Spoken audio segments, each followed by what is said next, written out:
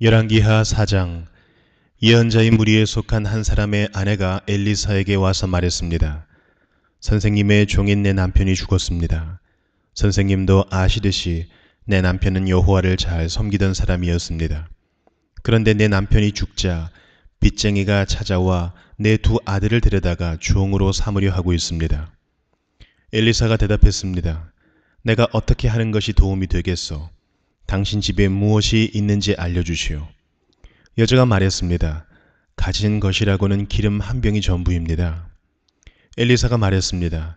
이웃 사람들에게 가서 빈 그릇을 있는 대로 빌려오시오. 그릇을 조금 빌리지 말고 많이 빌리시오. 그리고 당신은 두 아들만 데리고 집에 들어가서 문을 닫으시오.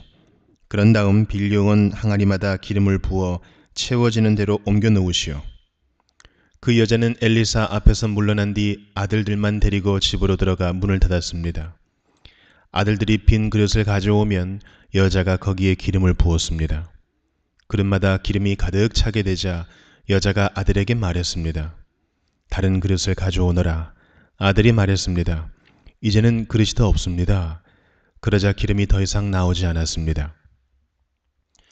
여자가 엘리사에게 가서 그 사실을 알려주었습니다. 엘리사가 여자에게 말했습니다. 가서 기름을 팔아 빚을 갚으시오. 당신과 당신의 아들들은 남은 것을 가지고 살아갈 수 있을 것이오. 어느 날 엘리사가 수넴으로 갔습니다. 그곳에는 한 귀부인이 살고 있었습니다. 그 여자는 엘리사에게 자기 집에서 머물며 음식을 먹으라고 간절히 부탁했습니다. 그래서 엘리사는 그곳을 지날 때마다 그 집에 들러 음식을 먹고 갔습니다. 여자가 자기 남편에게 말했습니다. 내가 보기에 우리 집 앞으로 자주 지나다니는 엘리사는 하나님께서 거룩하다고 여기는 사람입니다. 지붕 위에 작은 방 하나를 만들고 그 방에 엘리사를 위해 침대와 책상과 의자와 등잔대를 들여 놓읍시다. 그래서 엘리사가 우리 집에 들를 때마다 그 방에서 묵어갈 수 있게 합시다. 어느 날 엘리사가 그 여자의 집에 와서 그 방에 들어가 쉬었습니다. 엘리사가 자기 종 게하시에게 말했습니다. 수넴 여자를 불러오너라.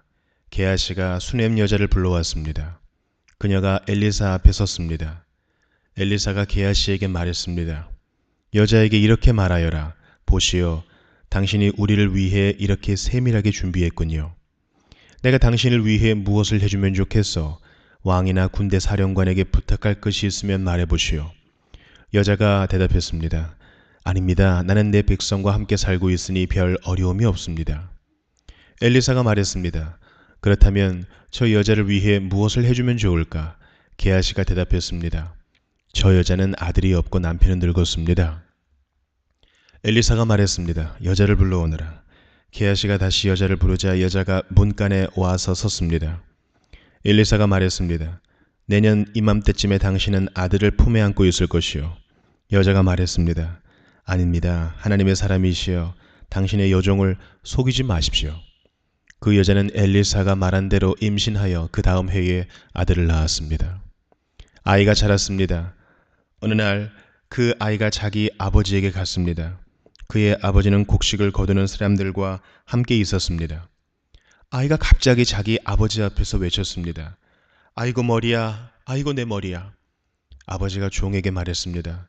이 아이를 어머니에게 데려가거라. 종이 그 아이를 그의 어머니에게 데려갔습니다. 아이는 낮 12시까지 어머니 무릎 위에 누워있다가 죽고 말았습니다. 어머니가 아이를 안고 올라가 하나님의 사람이 쓰는 침대에 눕혀놓았습니다. 그리고 문을 닫고 나왔습니다. 여자가 자기 남편을 불러 말했습니다. 종 한 명과 나귀 한 마리를 보내주세요. 빨리 하나님의 사람에게 다녀와야겠어요. 여자의 남편이 말했습니다. 왜 오늘 그에게 가려 하오? 오늘은 초하루도 아니고 안식일도 아니지 않소? 여자가 말했습니다. 걱정하지 말아요. 괜찮을 거예요. 여자가 나귀의 안장을 지우고 종에게 말했습니다. 나귀를 몰아라. 내가 말하기 전에는 늦추지 마라. 그리하여 여자는 갈멜산에 있는 엘리사에게 갔습니다. 엘리사는 멀리서 여자가 오는 모습을 보고 자기 종 게하시에게 말했습니다. 저기를 보아라. 수넴 여자가 오고 있구나. 달려가 여자를 맞이하여라. 그리고 안녕하십니까? 남편도 안녕하시고 아이도 잘 있습니까? 하고 물어보아라. 여자가 대답했습니다. 다들 잘 있습니다. 그러더니 여자가 산에 있는 엘리사에게 와서 그의 발을 붙잡았습니다. 게하시가 가까이 와서 여자를 떼어놓으려 하자 엘리사가 말했습니다. 그대로 두어라. 여자가 큰 슬픔에 빠져 있다. 여호와께서는 이 일을 나에게 숨기시고 아무 말씀도 해주지 않으셨다. 여자가 말했습니다. 선생님, 나는 아들을 달라고 말한 적이 없습니다. 오히려 거짓말을 하지 말라고 말씀드리지 않았습니까? 엘리사가 게하시에게 말했습니다. 길을 떠날 채비를 하여라. 내 지팡이를 손에 들고 서둘러 떠나라. 가다가 누구를 만나도 인사하지 마라. 누가 인사를 하더라도 대꾸하지 마라. 내 지팡이를 그 아이의 얼굴 위에 놓아라. 그러나 아이의 어머니가 말했습니다. 여호와의 살아계심과 당신의 살아계심을 두고 맹세하지만 나는 선생님 곁을 떠나지 않겠습니다. 그래서 엘리사도 자리에서 일어나 여자를 따라갔습니다. 게하시가 먼저 가서 지팡이를 아이의 얼굴 위에 올려놓았습니다. 그러나 아이는 소리도 내지 않고 움직이지도 않았습니다. 게하시가 돌아와서 엘리사를 맞이하며 말했습니다. 아이가 깨어나지 않습니다. 엘리사가 집으로 들어가 보니 아이가 죽은 채 자기 침대에 누워 있었습니다. 엘리사는 방으로 들어가서 문을 닫았습니다. 방 안에는 엘리사와 아이밖에 없었습니다. 엘리사가 여호와께 기도를 드렸습니다. 그리고 나서 침대로 가서 아이 위에 엎드렸습니다. 자기 입을 아이의 입에 맞추고 자기 눈을 아이의 눈에 맞추고 자기 손을 아이의 손 위에 올려놓았습니다. 그렇게 아이 위에 엎드려 있는 사이에 아이의 몸이 따뜻해지기 시작했습니다. 엘리사는 침대에서 내려와 방 안에서 왔다 갔다 한 다음 다시 침대에 올라가 아이 위에 엎드렸습니다. 그러자 아이가 재채기를 7번 하더니 눈을 떴습니다. 엘리사가 게하시를 불러 말했습니다. 수넴 여자를 불러오너라.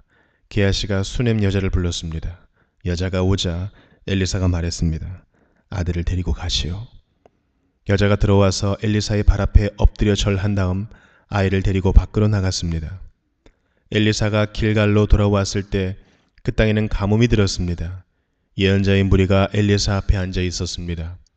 엘리사가 자기 종에게 말했습니다. 불 위에 큰 솥을 올려놓고 이 사람들을 위해 국을 끓여라. 그 가운데서 한 사람이 나무를 캐려고 들에 나갔다가 야생 덩굴을 발견했습니다. 그는 그 야생 덩굴에서 박을 따서 자기 옷에 가득 담아왔습니다. 그리고 그것을 국을 끓이고 있는 솥에 썰어 넣었습니다. 그들은 그것이 어떤 열매인지 몰랐습니다. 사람들이 국을 그릇에 담은 뒤에 먹기 시작했습니다. 그러던 중에 그들이 소리를 질렀습니다. 하나님의 사람이여, 국에 독이 있습니다. 그들은 더 이상 국을 먹을 수 없었습니다. 엘리사가 사람들에게 밀가루를 가져오라고 말했습니다. 밀가루를 가져오자 엘리사가 그것을 국에다 넣고 말했습니다. 사람들에게 국을 떠주어 먹게 하시오. 그러자 국 안에 있는 독이 없어졌습니다. 어떤 사람이 바알 살리사에서 엘리사에게 왔습니다. 그는 햇곡식으로 만든 보리빵 20개와 햇곡식을 자루에 담아서 엘리사에게 가져왔습니다. 엘리사가 말했습니다. 그것을 사람들에게 주어서 먹게 하여라. 엘리사의 종이 말했습니다. 이렇게 적은 것을 가지고 어떻게 100명에게 먹일 수 있겠습니까? 엘리사가 말했습니다. 그 빵을 사람들에게 주어서 먹게 하여라. 여호와께서 이렇게 말씀하셨다. 그들이 먹고도 남을 것이다. 그래서 그 빵을 사람들에게 주니 여호와께서 말씀하신 대로 사람들이 먹고도 남았습니다.